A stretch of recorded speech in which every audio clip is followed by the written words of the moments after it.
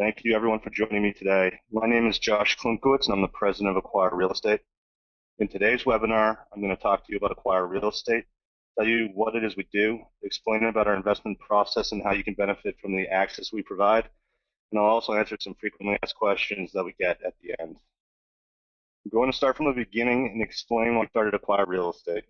3 years ago, this industry didn't even exist, but the passing of the Jobs Act, specifically Title II, and the relaxation of the rules regarding private offerings, companies like ours are now permitted to raise money from accredited investors in the general public for real estate investment opportunities that traditionally only few had access to. This was a monumental change to the industry, and we set out with a simple goal: to allow our accredited investors to leverage our extensive experience and gain access to top real estate operators and investment opportunities for a fraction of the typical cost. Basically, we allow you the opportunity to create a diversified real estate portfolio similar to what pension funds and endowments have done for decades at investment sizes retail investors can handle. I want to talk briefly about the team here. Our goal, first and foremost, when we started this company, was to assemble a management team that had extensive experience in all aspects of the real estate investment process and the right relationships to ensure we could offer great product. And since we are also a technology company at the core, we needed a strong development team headed by a CTO that had built his career on creative, innovative, and disruptive technology.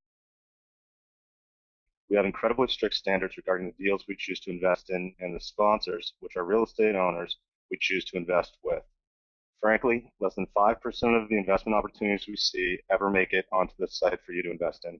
For our sponsors, we want to see at least $200 million in total transaction experience and at least 10 years in business.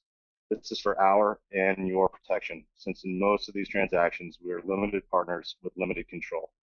We look for a long track record of success and make sure that our partners have been through various market cycles and we're able to create value for their investors even when macroeconomic factors work against them. Our investment opportunities go through a strict review process as well, even after we have vetted a particular sponsor. This is because at our core, we are a real estate investment firm ourselves, pre-funding each of our deals and prepared to own them entirely ourselves. We only invest in cash flowing opportunities in proven markets with defendable assumptions to minimize our investment risk. Real estate is a cyclical market, and the majority of these investments are held for 5 years or longer, so we do everything we can to ensure that our investment opportunities have the best chance to withstand changing economic factors. When we receive an investment opportunity, we will receive an offering memorandum from the sponsor, financial models, and the corresponding property information. Those materials first go through a screening process to ensure that the investment meets certain minimum criteria, i.e., does it have suitable near-term cash flow? Is it in a strong market with strong demographics? Does it have the right tenant mix? And are the cash flow assumptions supportable? If the opportunity meets the screening requirements, we move on to a full underwrite and prepare a preliminary investment memorandum that gets presented to the investment committee. The full underwriting process includes taking the model the sponsor gave us and remodeling it from scratch, layering in different stress scenarios. These stress scenarios include vacating certain tenants, lowering market rents, layering in static vacancy, reducing the exit value, and increasing capital costs, all the while checking how these changes affect the overall yield. We also talk to brokers on the street.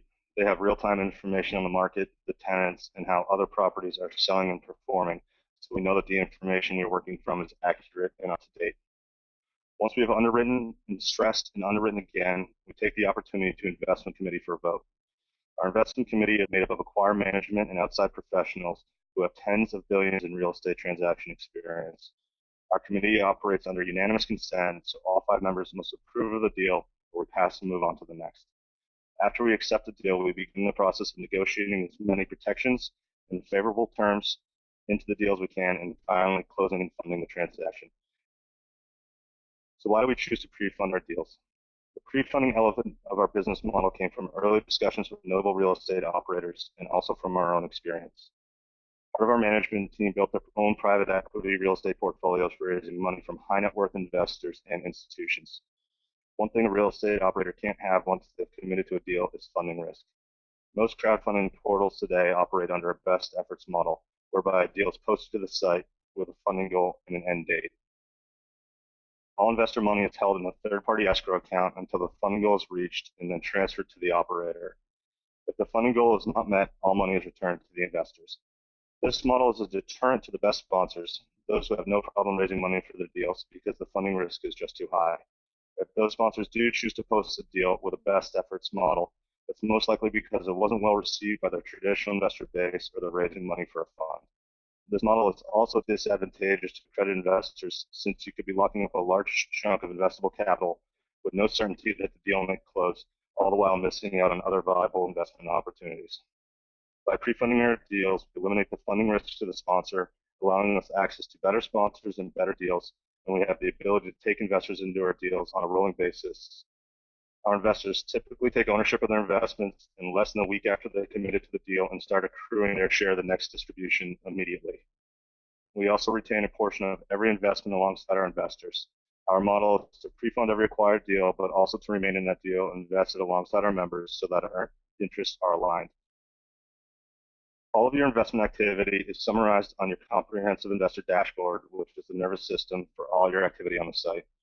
From here, you'll have a 30,000-foot view of your portfolio, your total investment dollars, total earnings, average hold period, diversification by region and property type, and access to all of your relevant documents like tax docs, subscription docs, and account ledgers.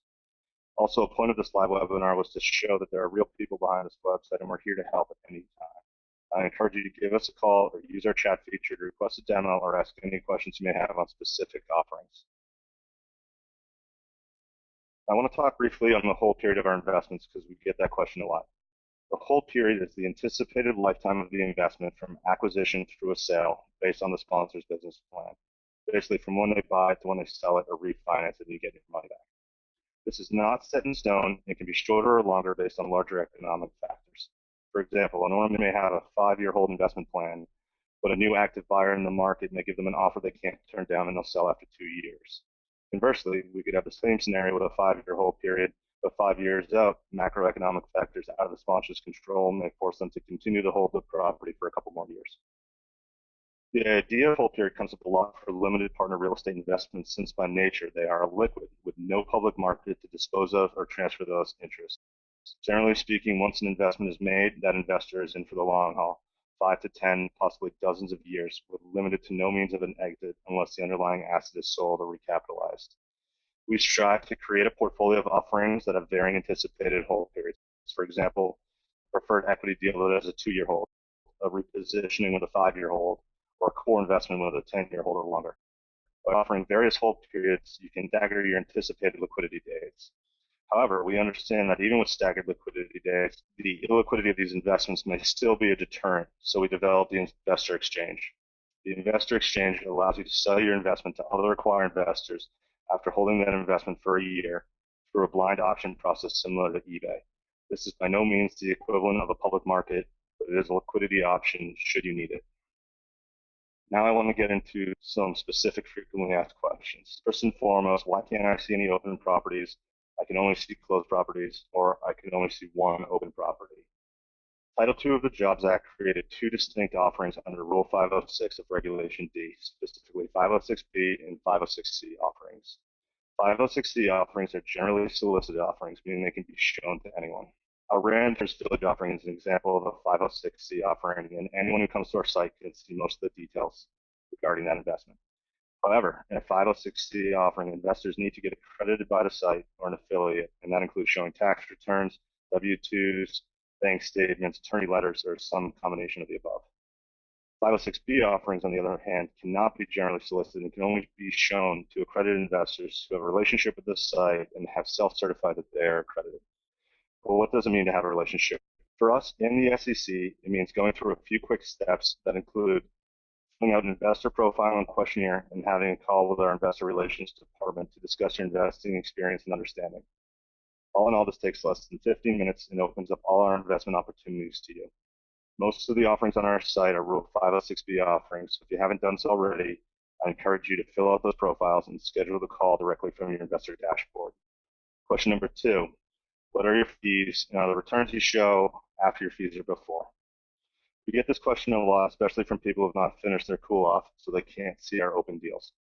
Our fees are clearly displayed in each offering as part of the financial section. We charge an administrative fee for each transaction that ranges from 75 basis points to 2% of the invested amount paid out of distributions. In actual numbers, If you're to invest $10,000 into a deal, we'll take between $75 and $200 annually out of distributions for administration of the investment. We also charge a return of capital fee that is paid at the completion of the deal after investors receive the full amount of their initial capital contribution back. This fee is generally $500 for every $10,000 invested, and after that fee is paid, all remaining proceeds are split amongst our investors pro rata. All targeted returns shown on our site are net of our fees, and if you haven't done so already, please check out our interactive investor calculator. This tool allows you to pick an investment amount in a given property and generates an individual predictive cash flow for you net of our fees. When can I expect to get distributions? Most of the deals we invest in pay out on a quarterly distribution schedule. The schedule is shown in the investment overview and pay out within 30 to 45 days after quarter close. Sometimes during the first year, sponsor will accrue cash for a couple quarters for capital needs, so there won't be any distributions, and then the deal will start paying out on a predictable schedule after a few quarters. So what's coming? We are constantly sourcing and underwriting new deals so we can offer great investment opportunities for our investors. We have 2 deals in the pipeline that are coming on the site over the next few months that we're really excited about. I can't talk specifics since they'll both be 506B offerings, but one is a hotel in downtown Boston and one is a retail multifamily mix in Manhattan.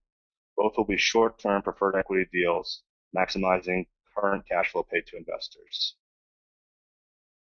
Thank you everyone for joining me today, and please feel free to reach out to us with any questions.